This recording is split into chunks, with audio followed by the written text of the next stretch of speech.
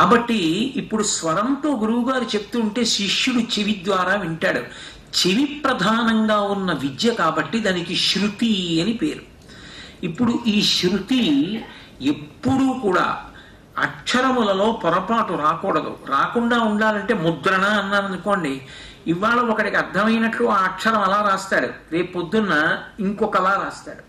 ఇప్పుడు కంప్యూటరే ఉంది, కంప్యూటర్లో ఇంగ్లీష్లో టైప్ చేస్తుంటే తెలుగు పాంట్ అని పడుతూ ఉంటుంది. అందులో నేను వి అన్నాను అనుకోండి, విఐ అని కొట్టారనుకోండి మీరు ఇంగ్లీష్ లెటర్స్, అది వి అని వాకి గుడిస్తుంది. అదే జ్ఞానము అన్నాను అనుకోండి, సంస్కృతంలో ఉన్న జ్ఞా లేకపోతే తెలుగులో ఉన్న జ్ఞా అది ఇవ్వలేదు, అది ఇవ్వలేక జ్యా కింద నా ఒత్తేస్తుంది. అంటే ఒక అక్షరం అంత ముఖ్యం. అక్షరము మారిపోయిందనుకోండి ఉచ్చారణ మారిపోతుంది, ఉచ్చారణ మారిపోయిందనుకోండి శబ్దశక్తి పోతుంది.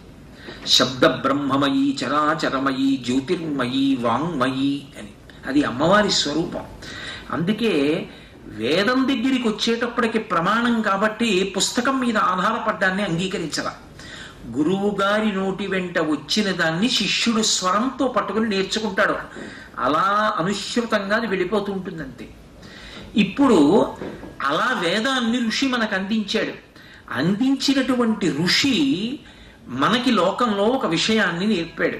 ఏది నేర్పాడు అంటే, నువ్వు ఎక్కడికి వెళ్ళు ఈ 4 అడుగు. అందుకే వాటికి పురుషార్థములని పేరు. పురుషార్థములు ఇవి అని అడిగారనుకోండి, ధర్మ అర్థ కామ మోక్షములు పురుషార్థములు. ఇందులో ప్రయోజనము, అంతిమ ప్రయోజనము మోక్షము. మోక్షం అంటే విడుదల. దేని నుండి విడుదల? జనన మరణ చక్రము నుండి విడుదల. పునరపి జననం పునరపి మరణం పునరపి జననీ జఠరీ చైనం జిహ సంసారే బహుదూస్తారే కృపయాపారే పహిమురారే అంటారు శంకర భగవత్పాదులు. రవీంద్రనాథ ఠాగూర్ జనన మరణ చక్రాన్ని వర్ణిస్తూ గీతాంజలిలో ఒక అద్భుతమైన మాట అంటాడు. ఓ చంటి పిల్లవాడు ఆకలితో ఉన్నప్పుడు తల్లి ఒళ్ళో పడుకోబెట్టుకుని ఒక స్తన్యంలో ఉన్నటువంటి పాలు పిల్లవాడికి ఇస్తున్నప్పుడు అందులో ఉన్నటువంటి పాలన్నీ కూడా కడుపు నిండా పిల్లవాడు తాగేశాడు, కానీ ఇంకా ఆకలితో ఉన్నాడన్న అనుమానం వచ్చినప్పుడు ఒడిలో ఉన్న పిల్లవాడిని ఇటువైపు నుంచి అటువైపుకి తిప్పి 2వ స్తన్యంలో ఉన్నటువంటి పాలు వాడి నోట్లోకి స్రవింపచేయడం ప్రారంభం చేసినప్పుడు ఇటు నుంచి అటుకి తిరిగిన మార్పు ఎలా ఉంటుందో, ఒక శరీరం విడిచిపెట్టి ఇంకో శరీరంలోకి ప్రవేశించడం జీవుడికి అలా ఉంటుంది అని అన్నాడు. భాగవతంలో పోతన గారైతే ఇంకా అద్భుతంగా వర్ణించారు. ఒక గొంగళి పురుగు ఆకు మించి పాకి ఆకు చివరిదాకా వెళ్ళి పక్కన ఉన్నటువంటి ఆకు మీదకి తల ఎత్తి వేసి వంగినటువంటి ఆకు మీద జాగ్రత్తగా స్థిరపడి వెనక శరీరాన్ని లాక్కుంటూ ఆ ఆకు మించి పక్కనున్న ఆకు మీదకి వెళ్ళిపోయి వెనక ఉన్న ఆకుని వదిలిపెట్టేసినట్టు వాసాంసి జీర్ణాన్ని యథావిహాయ ఈ శరీరాన్ని విడిచిపెట్టి జీవుడు వేరొక శరీరంలోకి వెళ్ళిపోయే ప్రక్రియకి జనన మరణములు అన్నారు. కాబట్టి ఈ జనన మరణ ప్రక్రియలో విడుదల పొంది శాశ్వత విశ్రాంతి, ఈశ్వరుని యందు కలిసిపోవడం. అందుకే ఈ దేశంలో సంగీతం కూడా దేనికి అంటే కేవలము మనోరంజకత్వానికి కాదు. సంగీతం కూడా దేనికి సాధనము అంటే ఉపాసన కొరకు. అందుకే నాదోపాసన. ఉపాసన అంటే ఉప అంటే దగ్గరగా. సంస్కృతంలో ఈ ఉప అన్న మాట ఎక్కువ కనపడుతుంది, ఉపనయనము.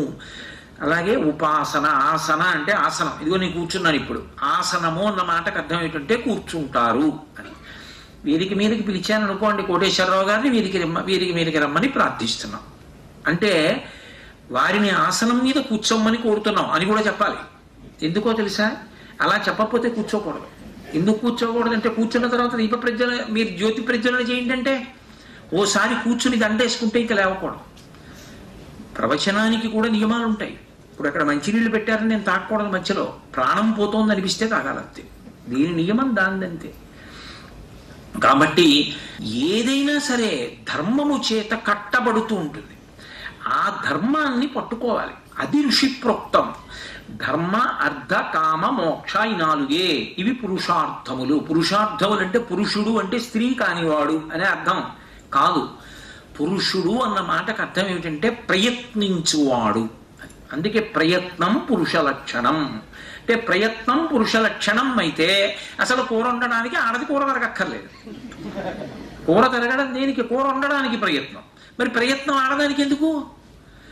ప్రయత్నం పురుష లక్షణం అంటే మగవాళ్ళ ప్రయత్నం చెయ్యాలనండి అని నేను అర్థం చెప్పాను అనుకోండి, అది ఓ అర్థం లేని మాట అవుతుంది. ఎందుకంటే యథాతథానువాదాలు చేయకూడదు కొన్ని కొన్ని